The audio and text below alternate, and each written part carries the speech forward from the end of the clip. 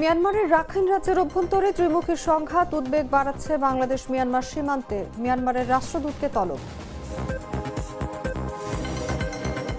নির্বাচন ও গণভোটের মাধ্যমে ভবিষ্যৎ নির্ধারণ হবে দেশের, মন্তব্য প্রধান উপদেষ্টার। চাকরি খোঁজার প্রবণতা বাদ দিয়ে উদ্যোক্তা হওয়ার আহ্বান।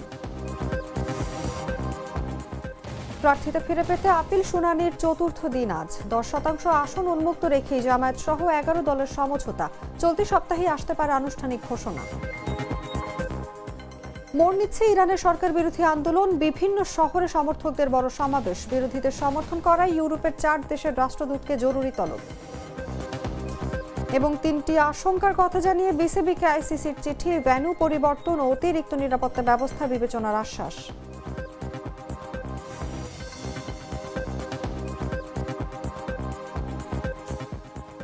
এতক্ষণ শুনছিলেন সংবাদ শিরোনাম। দর্শক, আমন্ত্রণ দুপুর 3টার সংবাদে। সঙ্গে আছি আমি অনুভা বিশ্বাস। সাধারণ খাবার এখন হবে অসাধারণ। প্রাণ স্বাদের মশলা, স্বাদ বাড়ায়, ঘ্রাণ ছড়ায়।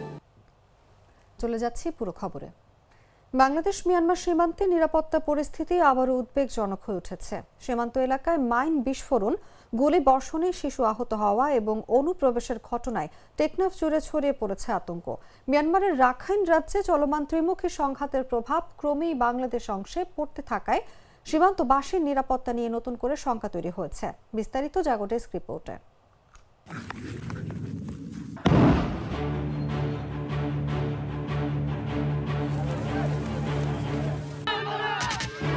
কখনো সীমান্ত এলাকায় বোমা ও গুলি এসে পড়া, স্থলমাইন বিস্ফোরণে আহত হওয়ার ঘটনা কিংবা রোহিঙ্গা সশস্ত্র গোষ্ঠীর সদস্যদের অনুপ্রবেশ। একের পর এক এসব ঘটনায় উদ্বেগ ও উৎকণ্ঠা তৈরি হয়েছে বাংলাদেশ মিয়ানমার সীমান্ত জুড়ে।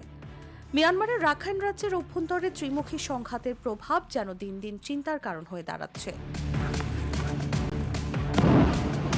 সোমবার সকাল 10টার দিকে কক্সবাজারের টেকনাফ উপজেলার হোয়াইকং সীমান্তে বাংলাদেশ অংশে মাইন বিস্ফোরণে আবু হানিফ নামের এক মৎস্যজীবীর বাম পা বিচ্ছিন্ন হয়ে যায়। ঘটনাটি ঘটে হোয়াইকং ইউনিয়নের লম্বাবিল সীমান্তের নাফ নদীর শাহজাহানের দ্বীপ ও হাঁসের দ্বীপের মাঝামাঝি এলাকায়। পরে স্থানীয়রা আহত অবস্থায় তাকে উদ্ধার করে উখিয়ার কুতুপালং MSF হাসপাতালে নিয়ে যান। সেখানে প্রাথমিক চিকিৎসা শেষে তাকে কক্সবাজার জেলা সদর হাসপাতালে পাঠানো হয়। সেখান থেকে উন্নত চিকিৎসার জন্য তাকে চট্টগ্রাম মেডিকেল কলেজ হাসপাতালে স্থানান্তর করা হয়েছে। এর আগে রোববার সকাল 10:30টার দিকে টেকনাফের হোয়াইকং ইউনিয়নের তেতছি ব্রিজ এলাকায় আফনান আরা নামের এক শিশু গুলিবিদ্ধ হয়। শিশুর অবস্থা এখনও আশঙ্কাজনক। সে বর্তমানে চট্টগ্রাম মেডিকেল কলেজ হাসপাতালে নিবিড় পরিচর্যা কেন্দ্রে চিকিৎসাধীন রয়েছে।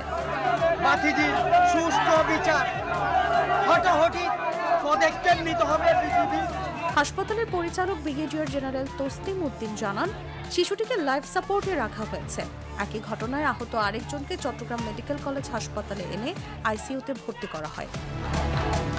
এছাড়াও কক্সবাজার জেলা পুলিশের দেওয়া তথ্য মতে 12 জানুয়ারি পর্যন্ত 57 জন অনুপ্রবেশকারী টেকনাফ থানা পুলিশের হেফাজতে রয়েছে।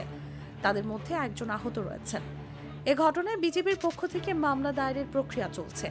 মামলা দায়ের হলে আইন অনুযায়ী পরবর্তী ব্যবস্থা নেওয়া হবে। এদিকে সীমান্ত এলাকায় একের পর এক ঘটনায় উদ্বিগ্ন হয়ে টেকনাফে মানববন্ধন করেছে স্থানীয় বাসিন্দারা। সোমবার বেলা 11টার দিকে হোয়াইকং তেতছি ব্রিজ হাইওয়ে সড়কে এই মানববন্ধনের আয়োজন করা হয়। এতে বিভিন্ন শ্রেণী পেশার মানুষ অংশ নেন। মানববন্ধনে অংশগ্রহণকারীরা মিয়ানমারের সীমান্তবর্তী এলাকা থেকে নির্বিচারে গুলি বর্ষণের তীব্র নিন্দা জানান এবং অবিলম্বে এসব হামলা বন্ধের দাবি জানান। বক্তারা জাতিসংঘ সহ আন্তর্জাতিক সম্প্রদায়ের দৃষ্টি আকর্ষণ করে বলেন, মিয়ানমারের অভ্যন্তরীণ সংঘাত যেন বাংলাদেশে এসে নিরীহ মানুষের প্রাণহানি ঘটাতে না পারে, সেজন্য আন্তর্জাতিক চাপ সৃষ্টি করা প্রয়োজন। সীমান্তবাসীর দাবি, মিয়ানমারের বিদ্রোহী গোষ্ঠী আরাকান আর্মির আস্তানা ঘিরে দেশটির সেনাবাহিনী বিমান ও ড্রোন হামলা চালাচ্ছে। একই সঙ্গে রোহিঙ্গা সশস্ত্র গোষ্ঠীর সদস্যরা সেনাবাহিনীর পক্ষ থেকে স্থলভাগে আরাকান আর্মির সঙ্গে সংঘাতে জড়াচ্ছে। এসব সংঘাতের প্রভাবই এখন সীমান্ত পেরিয়ে বাংলাদেশে এসে পড়েছে।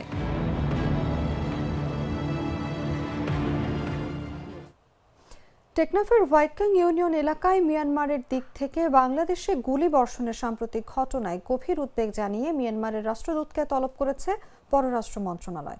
সোমবার দুপুরে পররাষ্ট্র মন্ত্রণালয়ে তলব করা হয় মিয়ানমারের রাষ্ট্রদূত উ কিয়াও সোমোকে। বৈঠকে সীমান্ত পেরিয়ে গুলিবর্ষণের ঘটনায় 12 বছর বয়সী এক বাংলাদেশি কন্যা শিশু গুরুতর আহত হওয়ায় বিষয়টি তুলে ধরেন বাংলাদেশ পক্ষ থেকে তীব্র প্রতিবাদ জানানো হয়। পররাষ্ট্র মন্ত্রণালয় জানায়, বাংলাদেশের ভূখণ্ডের দিকে গুলি বর্ষণ আন্তর্জাতিক আইনের সুস্পষ্ট লঙ্ঘন এবং এটি দুই দেশের মধ্যে প্রতিবেশী সম্পর্কের পরিপন্থী। বাংলাদেশ পক্ষ থেকে মিয়ানমারকে এই ধরনের সীমান্তবর্তী গুলি বর্ষণের পূর্ণ দায় গ্রহণ করতে এবং ভবিষ্যতে যাতে এই ধরনের ঘটনার পুনরাবৃত্তি না ঘটে সেজন্য কার্যকর ব্যবস্থা গ্রহণের আহ্বান জানানো হয়। একই সঙ্গে বলা হয়, মিয়ানমারের অভ্যন্তরে কর্তৃপক্ষ ও সশস্ত্র গোষ্ঠীগুলোর মধ্যে যে কোনো সংঘাত যেন কোনোভাবেই বাংলাদেশের জনগণের জীবন ও জীবিকায় প্রভাব না ফেলে। এ সময় মিয়ানমারের রাষ্ট্রদূত এ ধরনের ঘটনা প্রতিরোধে তার সরকার প্রয়োজনীয় পদক্ষেপ নেবে বলে আশ্বাস দেন। পাশাপাশি আহত শিশুটি ও তার পরিবারের প্রতি আন্তরিক সমবেদনা প্রকাশ করেন।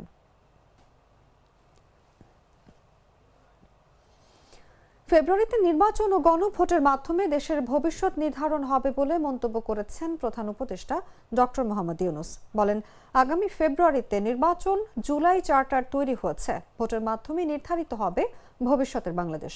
মঙ্গলবার সকালে রাজধানীর লা মেরিডিয়ান হোটেলে উচ্চ শিক্ষার বর্তমান অবস্থা এবং ভবিষ্যৎ দিক নির্দেশনা 2026 শীর্ষক দক্ষিণ এশীয় আঞ্চলিক সম্মেলনের উদ্বোধনী অনুষ্ঠানে তিনি এসব কথা বলেন। সম্মেলনে প্রধান উপদেষ্টা বলেন, শিক্ষা ব্যবস্থার মূল লক্ষ্য কেবল চাকরির উপযোগী জনশক্তি তৈরি করা নয়, বরং সৃজনশীল, স্বাধীন চিন্তাশীল ও উদ্ভাবনী মানুষ গড়ে তোলা। চাকরি না খুঁজে তরুণদের উদ্যোক্তা হওয়ার আহ্বান জানান তিনি। always feel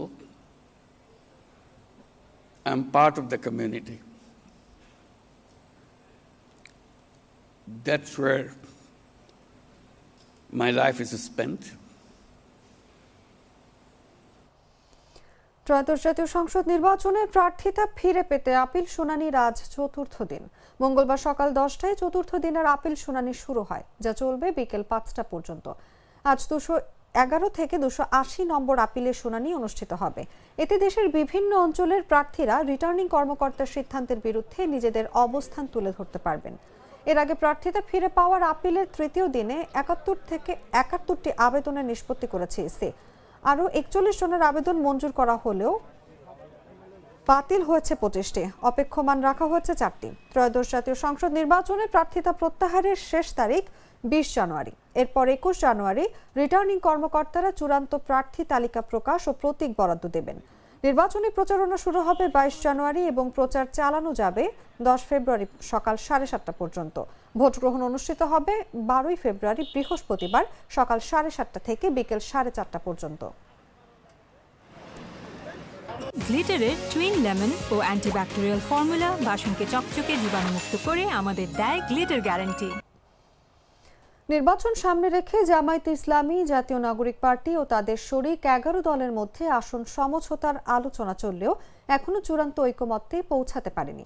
সমঝোতা না হলে মোট আসনের অন্তত 5 থেকে 10% উন্মুক্ত রাখার সিদ্ধান্ত আসতে পারে। প্রার্থী চূড়ান্ত হলে চলতি সপ্তাহেই আসতে পারে আনুষ্ঠানিক ঘোষণা। 11 দলীয় জোটের একাধিক সূত্র বলছে, বেশ কয়েকটি আসনে একাধিক দল প্রার্থী দিতে আগ্রহী হওয়ায় সমঝোতার বিষয়টি জটিল আকার ধারণ করেছে।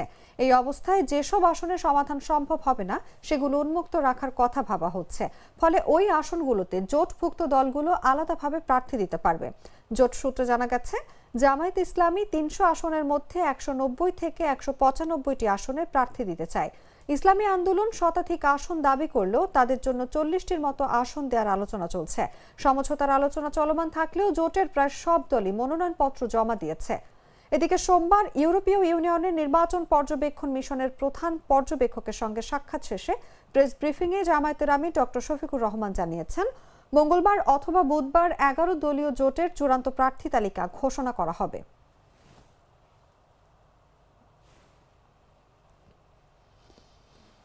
জাতীয় পার্টি সহ 14 দল ও জাতীয় গণতান্ত্রিক ফ্রন্ট জোটের প্রার্থীদের মনোনয়নপত্র বাতিলের দাবি নিয়ে রাজধানীর আগারগাঁওয়ে নির্বাচন কমিশন কার্যালয়ের দিকে যাচ্ছে জুলাই ঐক্য। সংগঠনটির নেতাকর্মীরা মার্চ টু ইলেকশন কমিশন ও স্মারকলিপি প্রদান কর্মসূচি পালন করতে মঙ্গলবার দুপুর 12:30টার দিকে আগারগাঁও মেট্রো স্টেশনের নিচে জড়ো হতে থাকেন।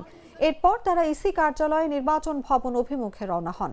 পথে ইসলামী ফাউন্ডেশনের সামনে পুলিশের ব্যারিকেড ভাঙার চেষ্টা করেন তারা। এদিকে কর্মসূচিকে কেন্দ্র করে নির্বাচন ভবনে কঠোর নিরাপত্তা ব্যবস্থা নেওয়া হচ্ছে। কমিশনের সামনে ব্যারিকেড দেওয়া হয়েছে। প্রস্তুত রাখা হয়েছে আইন শৃঙ্খলা রক্ষাকারী বাহিনীর বাড়তি সদস্য।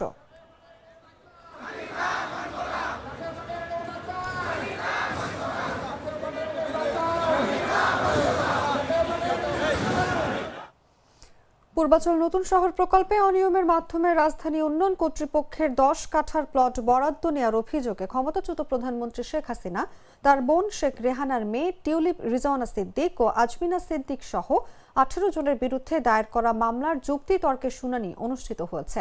শুনানি শেষে এই মামলার রায়ের জন্য আগামী 2রা ফেব্রুয়ারি দিন ধার্য করেছেন আদালত।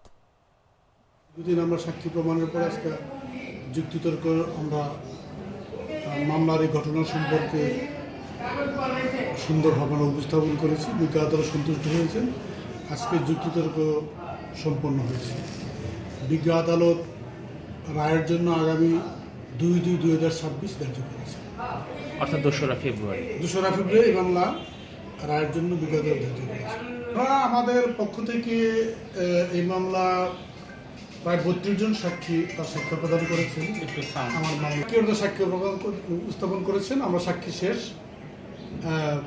এবং আপনি যে কথাটা বলেছেন এটা আগে থেকে বলাটা এটা ঠিক হবে না আমাদের, কারণ মামলা বিজ্ঞ আদালত কি রায় দিবে সেটা আমরা তো বলতে পারবো না। আমরা আমাদের পক্ষ থেকে জোরালো যে মামলার যে এজাহারে যে অভিযোগ আনা হয়েছে সে অভিযোগের সপক্ষে আমরা 32 জন সাক্ষ্য উপস্থাপন করেছি। খুব সুন্দরভাবে করেছি। ডকুমেন্টারি, এভিডেন্সিয়ালি, সার্কামস্টেন্সের সমস্ত সাক্ষী আমরা উপস্থাপন করেছি।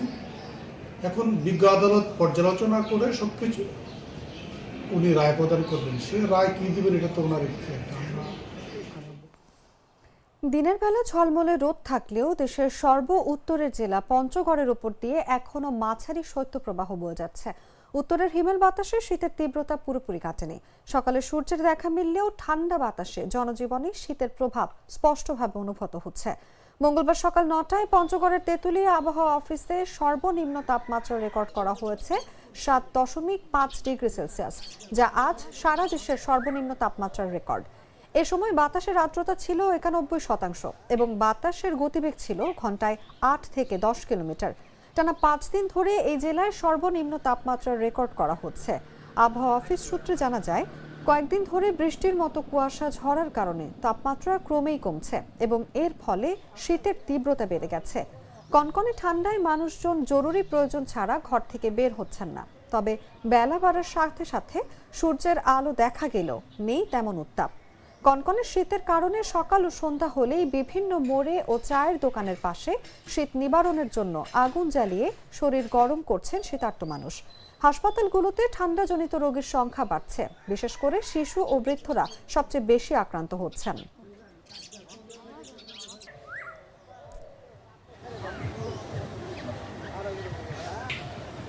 Mr. Noodles, amazing taste. জানাবো আন্তর্জাতিক সংবাদ।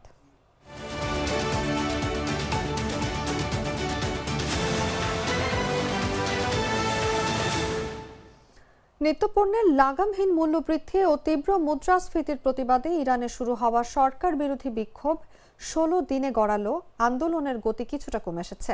এরই মধ্যে রাজধানী তেহরান সহ বিভিন্ন শহরে সরকারপন্থীদের বড় সমাবেশ অনুষ্ঠিত হয়েছে, যা চলমান আন্দোলনের মোড় ঘুরে যাওয়ার ইঙ্গিত দিচ্ছে। তবে পরিস্থিতি এখনো পুরোপুরি শান্ত হয়নি। দেশের বিভিন্ন এলাকায় সরকার বিরোধী কর্মসূচিও অব্যাহত রয়েছে। নিত্যপণ্যের মূল্যবৃদ্ধি এবং ব্যাপক মুদ্রাস্ফীতির প্রতিবাদে ইরানে শুরু হওয়া সরকার বিরোধী বিক্ষোভ 16তম দিনে গড়িয়েছে। এর মধ্যে দেশটিতে আন্দোলনের মোড় ঘুরে যাওয়ার ইঙ্গিত পাওয়া যাচ্ছে। কিছুটা নিস্তেজ হয়ে পড়েছে বিরোধীদের আন্দোলন। এছাড়া চলমান আন্দোলনের বিরুদ্ধে দেশটির বিভিন্ন এলাকায় সরকারপন্থীদের সমাবেশ অনুষ্ঠিত হয়েছে। এসব সমাবেশে ব্যাপক উপস্থিতির পাশাপাশি জাতীয় পতাকা প্রদর্শন করে সাম্প্রতিক সহিংসতার নিন্দা জানানো হয়েছে।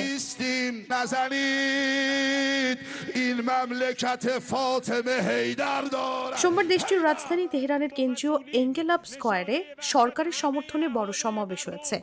এই সমাবেশে অংশগ্রহণকারীরা অর্থনৈতিক সমস্যা সমাধানে যথাযথ এবং দ্রুত পদক্ষেপ নিতে সরকারের প্রতি আহ্বান জানিয়েছেন। এছাড়া ইরানের পূর্বাঞ্চলের কেরমান, জাহেদান ও বিরজান সহ আরও কয়েকটি শহরেও সরকারপন্থীদের একই ধরনের সমাবেশের খবর পাওয়া গেছে। তবে দেশটির বিভিন্ন স্থানে সরকার বিরোধী আন্দোলনও অব্যাহত রয়েছে। اسلامی با دشمنی روبروست ইরানি কর্মকর্তারা বারবার অভিযোগ করেছেন যুক্তরাষ্ট্র ও ইসরায়েল সশস্ত্র দাঙ্গাবাজদের সমর্থন দিচ্ছে। এসব দেশের সমর্থনে তারা দেশজুড়ে বিভিন্ন স্থানে হামলা চালিয়েছে।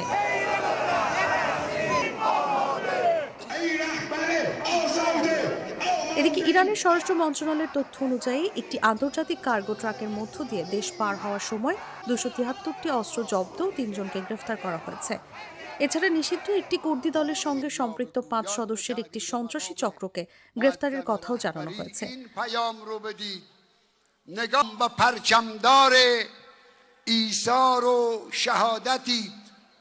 বিদেশ থেকে পরিচালিত একটি বিরোধী চ্যানেলের সঙ্গে সম্পর্কের অভিযোগে আরও 15 জনকে আটক করা হয়েছে। উল্লেখ্য, মুদ্রাস্ফীতির কারণে বর্তমানে ইরানে যে বিক্ষোভ চলছে তা শুরু হয়েছে গত 28 ডিসেম্বর।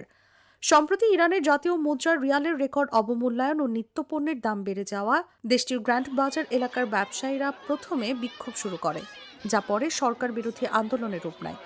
বর্তমানে ডলার রিয়াল বিনিময় হার $1 1,45,000 রিয়ালে পৌঁছেছে বলে উল্লেখ করা হয়েছে। ইরানে চলমান সরকার বিরোধী বিক্ষোভের সমর্থন জানিয়ে বিবৃতি দেয় যুক্তরাজ্য, জার্মানি, ইতালি ও ফ্রান্সের রাষ্ট্রদূতদের জরুরি তলব করেছে দেশটির পররাষ্ট্র মন্ত্রণালয়। এসব দেশের রাষ্ট্রদূতদের তলব করে সাম্প্রতিক বিক্ষোভে সরকার বিরোধীদের বিরুদ্ধে সহিংসতার অভিযোগ তুলে বেশ কিছু ভিডিও চিত্র উপস্থাপন করেছে ইরানি কর্তৃপক্ষ। ইরানের রাষ্ট্রীয় সম্প্রচার মাধ্যম IRIB জানিয়েছে, চলমান বিক্ষোভকে সমর্থন জানিয়ে প্রকাশিত বিবৃতির পরই সংশ্লিষ্ট রাষ্ট্রদূতদের ডাকা হয়। বৈঠকে ইরানি কর্মকর্তারা বিক্ষোভের কিছু ভিডিও ফুটেজ প্রদর্শন করে দাবি করেন এগুলো শান্তিপূর্ণ আন্দোলনের সীমা ছাড়িয়ে সংগঠিত ধ্বংসাত্মক কর্মকাণ্ড ঘটাচ্ছে। এমন পরিস্থিতিতে তেহরানে নিযুক্ত এসব দেশের রাষ্ট্রদূতদের মাধ্যমে এই বিষয়ে নিজ নিজ পররাষ্ট্রমন্ত্রীদের জানাতে এবং বিক্ষোভকারীদের প্রতি সমর্থন সূচক সরকারি বিবৃতি প্রত্যাহারের দাবি জানানো হয়েছে। ইরান সরকার সাম্প্রতিক বিক্ষোভকে বিদেশি প্রভাবিত উস্কানি বলে দাবি করলেও পশ্চিমা দেশগুলো বিক্ষোভকারীদের প্রতি সমর্থন জানিয়ে মত প্রকাশের স্বাধীনতার উপর জোর দিচ্ছে। এক্ষেত্রে যুক্তরাষ্ট্র এবং ইসরায়েল এই আন্দোলনকে আরও ধ্বংসাত্মক করতে দাঙ্গাকারীদের বিভিন্নভাবে সহযোগিতা করছে বলে ইরানের পক্ষ থেকে বারবার অভিযোগ করা হচ্ছে।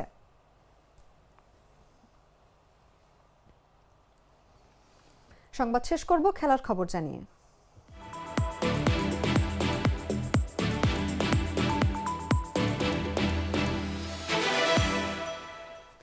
বাংলাদেশ ক্রিকেট দলের ভারতে বিশ্বকাপ খেলতে যাওয়ার ইস্যুতে আইসিসির নিরাপত্তা বিভাগ 3টি আশঙ্কার কথা জানিয়ে চিঠি পাঠিয়েছে। বিসিবি একটি বিবৃতিতে নিশ্চিত করেছে যে আইসিসি ও বিসিবির মধ্যে নিরাপত্তা ইস্যুতে অভ্যন্তরীণ একটি যোগাযোগের অংশ ওই চিঠি। বিস্তারিত জাগো ডেস্ক রিপোর্টে। ইন্ডিয়া আমরা যাব না, তারপরে ভেন্যু যদি আইসিসি ঠিক করে যে বাংলাদেশে খেলা হবে বা শ্রীলঙ্কা খেলা হবে, সেটা অন্য ব্যাপার। ভারতে বাংলাদেশ ক্রিকেট টিমের টি-20 বিশ্বকাপ খেলার কোনো রকম পরিস্থিতি নাই। ভারতে টি-20 বিশ্বকাপ খেলতে যাওয়া বাংলাদেশের দলকে নিরাপদ? আইসিসির সাম্প্রতিক ঝুঁকি রিপোর্টে উঠে এসেছে চাঞ্চল্যকর তথ্য। মোস্তাফিজুর রহমানের নিরাপত্তা ঝুঁকি পুরো দলের উপর ফেলতে পারে বড় ধরনের প্রভাব। বিবিসি বাংলার প্রতিবেদনে দেখা গেছে, আইসিসি বাংলাদেশ ক্রিকেট বোর্ডকে একটি চিঠি পাঠিয়েছে যেখানে বাংলাদেশ দলের জন্য সম্ভাব্য নিরাপত্তা ঝুঁকি বিশ্লেষণ করা হয়েছে। মূল উদ্বেগের কেন্দ্রবিন্দু মুস্তাফিজুর রহমান। কলকাতা নাইট রাইডার্সের নিরাপত্তার কারণে তাকে আইপিএল থেকে বাদ দেওয়া হয়েছে। আইসিসি সতর্ক করেছে, ধর্মীয় উগ্রপন্থার সঙ্গে যুক্ত কোনো পরিস্থিতিতে মুস্তাফিজের উপস্থিতি দলকে ঝুঁকিতে ফেলতে পারে। প্রথমত থাকছে মুস্তাফিজ ইস্যু। প্রাথমিক ঝুঁকি মডারেট বা মাঝারি, তবে বাংলাদেশের দলকে তুলনামূলকভাবে মডারেট টু হাই বা মাঝারি থেকে উচ্চ ঝুঁকিতে দেখা হয়েছে। এরপর আসছে নিরাপত্তা ইস্যু। বেঙ্গালুরু, কলকাতা ও মুম্বাইয়ের ম্যাচের সময় ঝুঁকি সাধারণত কম। ভারতীয় কর্মকর্তারা আশ্বাস দিয়েছেন, পরিকল্পনা অনুযায়ী সব নিরাপত্তা ব্যবস্থা গ্রহণযোগ্য।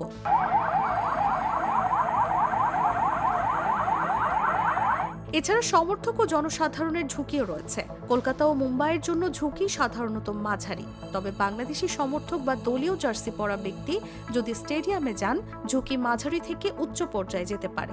সহিংসতার সম্ভাবনা কম হলেও সতর্ক থাকার প্রয়োজন আছে। সবশেষে রাজনৈতিক ও নির্বাচন ইস্যু। বাংলাদেশের 12 ফেব্রুয়ারি নির্বাচনের প্রেক্ষাপটে সাম্প্রতিক উত্তেজনা স্বল্প থেকে মাঝারি সময়ের জন্য প্রভাব ফেলতে পারে, সরাসরি সহিংসতায় রূপ নেবে না। তবে নিরাপত্তা পরিকল্পনার পূর্ণ পর্যালোচনা প্রয়োজন। আইসিসির এই চিঠি হাতে পেয়েছে বিসিবি, যার ভিত্তিতে তারা ভেন্যু পরিবর্তন ও অতিরিক্ত নিরাপত্তা ব্যবস্থা বিবেচনা করছে। বাংলাদেশ দল কি ভারতে নিরাপদে বিশ্বকাপ খেলতে পারবে? ভিজুয়াল নিউজের পরবর্তী কভারেজে থাকছে বিশ্লেষণ ও সম্ভাব্য বিকল্প ভেন্যু। সংবাদ শেষ করার আগে শিরোনামগুলো জানিয়ে দিচ্ছি আরো একবার।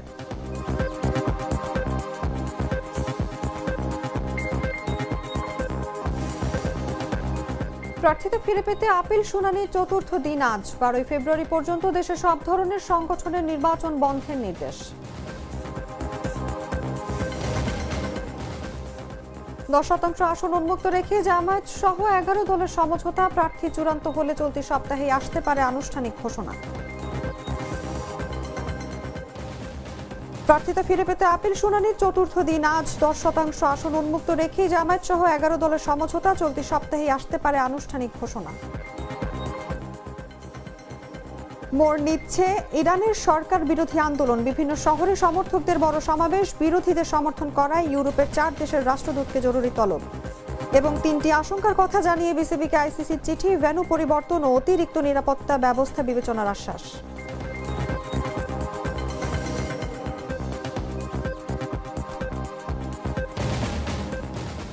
দর্শক, এই ছিল এখনকার মতো। এরপর বিকেল 5টায় দেখবেন দেশজুড়ে সংবাদ। প্রতি মুহূর্তে সর্বশেষ খবর জানতে ভিজিট করুন jagonews24.com। ফলো করুন আমাদের ভেরিফাইড ফেসবুক পেজ এবং সাবস্ক্রাইব করুন জাগো নিউজের ইউটিউব চ্যানেল। ধন্যবাদ সবাইকে।